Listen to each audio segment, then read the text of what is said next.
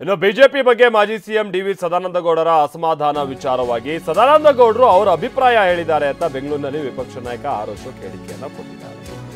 ಅವರು ಹೇಳಿಕೆ ಆರ್ ಅಶೋಕ್ ಅವರಂತೂ ಇದ್ರ ವಿಚಾರವಾಗಿ ಬಹಳ ಡಿಫೆನ್ಸ್ ಮೋಡಲ್ ಇದ್ದಾರೆ. ಯಾಕಂದ್ರೆ ಯತ್ನಾಳ್ ಯಾರನ್ನೂ ಬಿಡ್ತಾ ಇಲ್ಲ.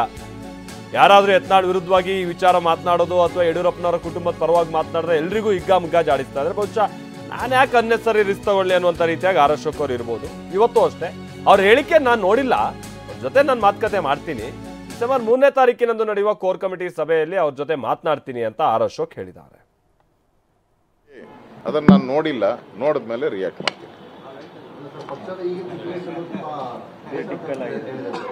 ನೋಡಿ, ಅವರ ಅಭಿಪ್ರಾಯನ ಹೇಳಿದ್ದಾರೆ. ನಾನು ಸದಾನಂದ ಗೌಡರ ಜೊತೆ ಮಾತಾಡ್ತೀನಿ. ಅವರು ಹಲವಾರು ಬಾರಿ ಪ್ರೆಸ್ ಮೀಟಲ್ಲಿ ವಿಚಾರಗಳನ್ನು ಹೇಳಿದ್ದಾರೆ, ಹಲವಾರು ಬಾರಿ ಹೇಳಿದ್ದಾರೆ.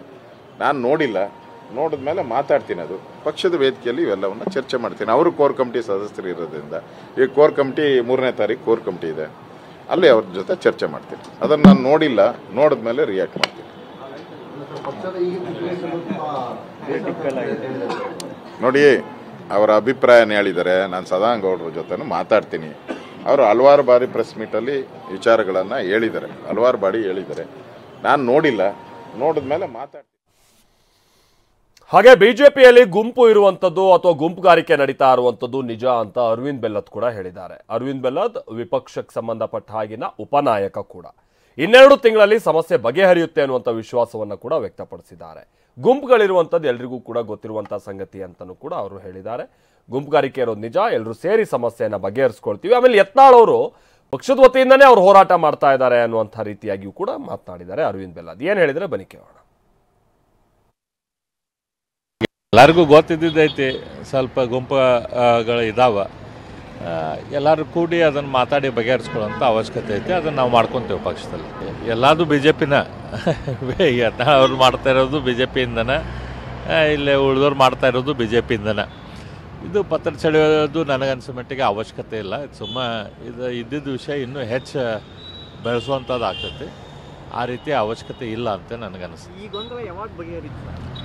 ಕುತ್ಕೊಂಡು ಬಗೆಹರಿಸ್ಬೇಕು, ಮಾತಾಡಿ ಬಗೆಹರಿಸ್ಬೇಕು. ಟೈಮ್ ಹಿಡಿತೈತಿ. ಇನ್ನೊಂದು ನನಗನ್ಸಿದ್ರೆ ಇನ್ನೊಂದು ತಿಂಗಳು 2 ತಿಂಗಳು ಹೋಗ್ತೈತೆ ಅದು ಬಗೆಹರಿಸಕ್ಕೆ. ಯಾಕಂದ್ರೆ ನಮ್ಮ ವರಿಷ್ಠರು ಈಗ ಡೆಲ್ಲಿ ಎಲೆಕ್ಷನ್ನು, ಬಿಹಾರ್ ಎಲೆಕ್ಷನ್ದಾಗ ಅದರ ಬ್ಯುಸಿ ಇರ್ತಾರೆ. ಅದಾದಮೇಲೆ ಅವ್ರು ಕರೆದು ಮಾತಾಡ್ಬೋದು. ಎಲ್ಲರಿಗೂ ಗೊತ್ತಿದ್ದೈತಿ, ಸ್ವಲ್ಪ ಗುಂಪುಗಳು ಇದಾವೆ. ಎಲ್ಲರೂ ಕೂಡಿ ಅದನ್ನು ಮಾತಾಡಿ ಬಗೆಹರಿಸ್ಕೊಳ್ಳೋಂಥ ಅವಶ್ಯಕತೆ ಐತಿ. ಅದನ್ನು ನಾವು ಮಾಡ್ಕೊತೇವೆ ಪಕ್ಷದಲ್ಲಿ. ಎಲ್ಲದು ಬಿ ಜೆ ಪಿನ ಅವ್ರು ಮಾಡ್ತಾ ಇರೋದು ಬಿ ಜೆ ಪಿಯಿಂದನೇ, ಇಲ್ಲೇ ಉಳಿದವ್ರು ಮಾಡ್ತಾ ಇರೋದು ಬಿ ಜೆ ಪಿಯಿಂದನೇ. ಇದು ಪತ್ರ ಸೆಳೆಯೋದು ನನಗನ್ಸೋ ಮಟ್ಟಿಗೆ ಅವಶ್ಯಕತೆ ಇಲ್ಲ. ಇದು ಇದ್ದಿದ್ದ ವಿಷಯ ಇನ್ನೂ ಹೆಚ್ಚು ಬೆಳೆಸುವಂಥದ್ದು ಆಗ್ತೈತಿ. ಆ ರೀತಿ ಅವಶ್ಯಕತೆ ಇಲ್ಲ ಅಂತ ನನಗನ್ನಿಸ್ತು. ಈ ಗೊಂದಲ ಯಾವಾಗ ಬಗೆಹರಿಯುತ್ತೆ? ಕುತ್ಕೊಂಡು ಬಗೆಹರಿಸ್ಬೇಕು, ಮಾತಾಡಿ ಬಗೆಹರಿಸ್ಬೇಕು.